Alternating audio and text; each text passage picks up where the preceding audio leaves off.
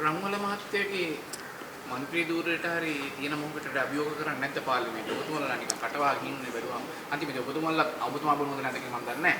ඔබතුමාගේ පාර්ශවයේ කවුරු හරි බොන්න ගියත් ඔයි දැන් අපි දන්නවනේ නඩු නිමිත්තක් හැදෙන්නේ සමහර කල පරණ නඩු තීන්දුව අනුව කියලා කියන දැන් මිනිස්සු හිතුවොත් එහෙනම් මටත් බෑ මේක චෙක් කරන්න මම හොස්පිටල් එකට යනවා දැන් මගේ බෝලේ කුම්බන්න බෑ කියලා කිව්වොත් ඒවට බැරිද උදාහරණයක් එක්කනේ ඔබතුමාලා මොකක් කරන්නේ නැද්ද පාර්ලිමේන්තුව?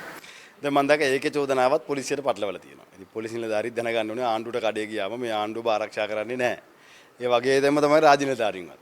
ඒ වගේම තමයි ග්‍රාම සේවක මහත්තුරුන්ගේ ඉඳන් සංවාද නිලධාරී දක්වා ඒ බිය තියෙනවා. දැන් හිටපු කතානායකවරයා බිව්වද නැද්ද කියන්න මම දන්නේ නැහැ. හැබැයි ලොකු චෝදනාවක් තියෙනවා. ඌ බීලා හිටියේ. චෝදනාවක් තියෙනවා. ඒ බැලුම පිඹුවේ නැහැ. වෙරි හිඳනකන් ඉන්න දුන්නා. ඒ වගේම මේ ඇක්සිඩන්ට් එකට මුණ දීපු දරුවා දෙමව්පියෝ දිහා බැලුවේ නැහැ. ඒක ලොකු චෝදනාවක් තියෙනවා.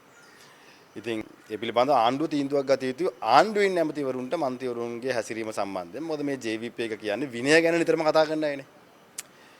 විනය ගැන නිතරම කතා කරන අය. හැබැයි එකක් අපිට දැන් පහසුයි. අපි දැන් ජනාධිපතිවරයා පාර්ලිමේන්තුවට ඇවිල්ලා කතා කරනකම් ඉන්න ඕනේ නෑ. මොකද හැම දිස්ත්‍රික්කෙටම රාජ්‍ය නායකයෙක් ඉන්නවා. ඉතින් ඒ රාජ්‍ය නායකයාගෙන් දැන් බොහෝ දේවල් අපිට අහගන්න පුළුවන්. අදත් පාර්ලිමේන්තුවේ මම පොළොන්නරුවෙන් ඇහුවා. ඉතින් ගොවියන්ට සහන දිනක පිළිබඳව එතුමා යම් කතාවක් කිව්වා. හැබැයි ඒක බිම්මට්ටමේ නෑ. හැබැයි අඩු ගානේ දැන් පොළොන්නරු රාජ්‍ය නායකයෙක් ඉන්නවනේ.